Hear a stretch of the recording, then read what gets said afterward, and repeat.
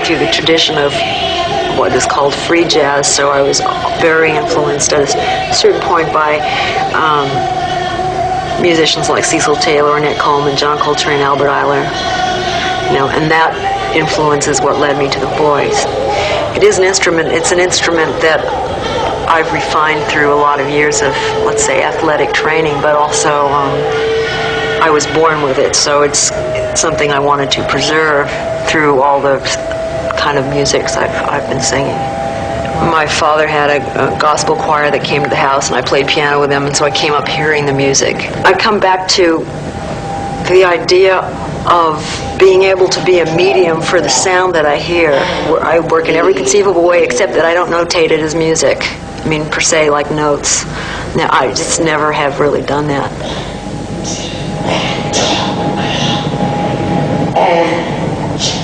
Is all. In Plague Mass, and on that holy day and on that bloody day, were you a witness? Were you a witness?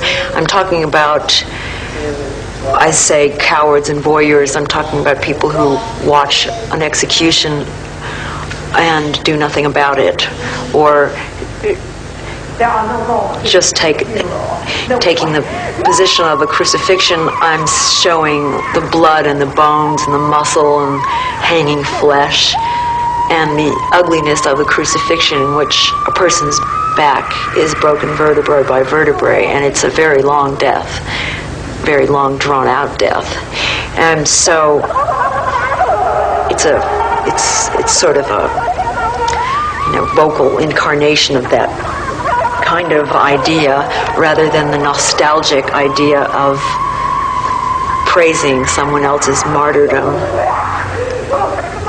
in a very detached and user-friendly way, in the sense of affording oneself compassion as a survivor of someone who has departed.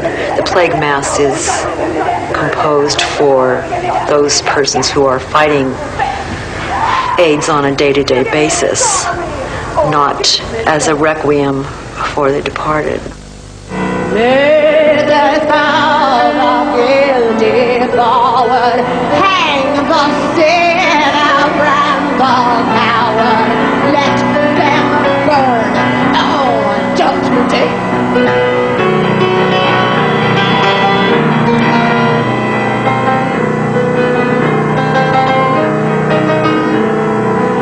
Run, united, fate awaits thee. When your face is shattered so near, none can hide on Judgment Day. Judgment Day, the just and the unjust are lined up together and separated then to see who goes to eternal hell and who goes to eternal heaven. And so in a way, I'm having a satanic laugh at it, because I'm reversing that position. So those who have been tortured on earth now are the judges those who have perpetrated their suffering, and it's kind of like a Bosch painting, and per se, it's really a last laugh in a way. Hail our saints on Judgment Day.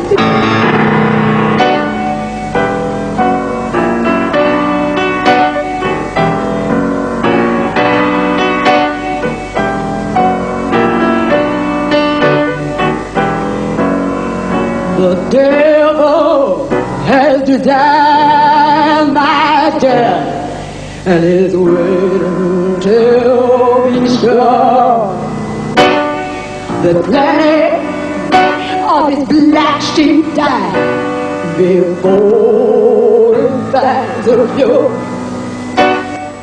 Oh, Lord Jesus, do you think God's the 8 legs of the devil now are I started studying with different teachers of the bel canto tradition, which basically is an Italian technical tradition which places the sound very far in front in the face and uses the bones of the face as well as the diaphragm to create a very projected and resonant sound. Eyes open low, but I'm scared to little deep.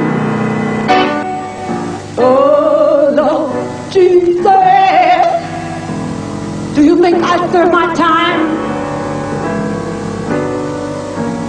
The 8 legs of the devil now are close.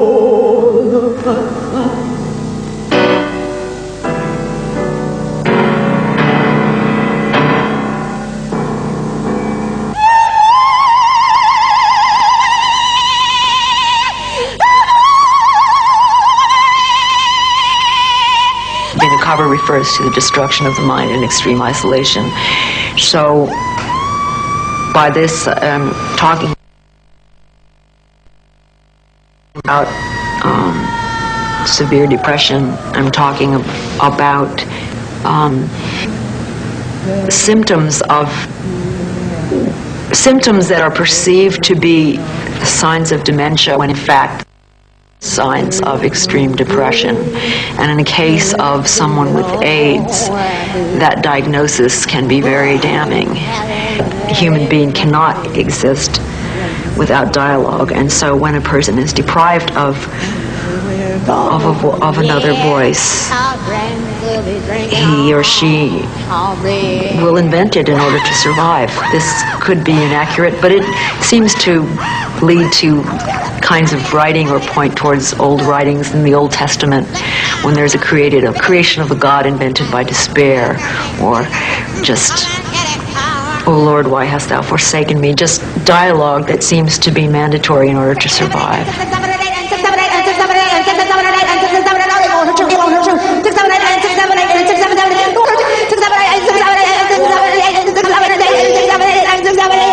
Sure, I feel it.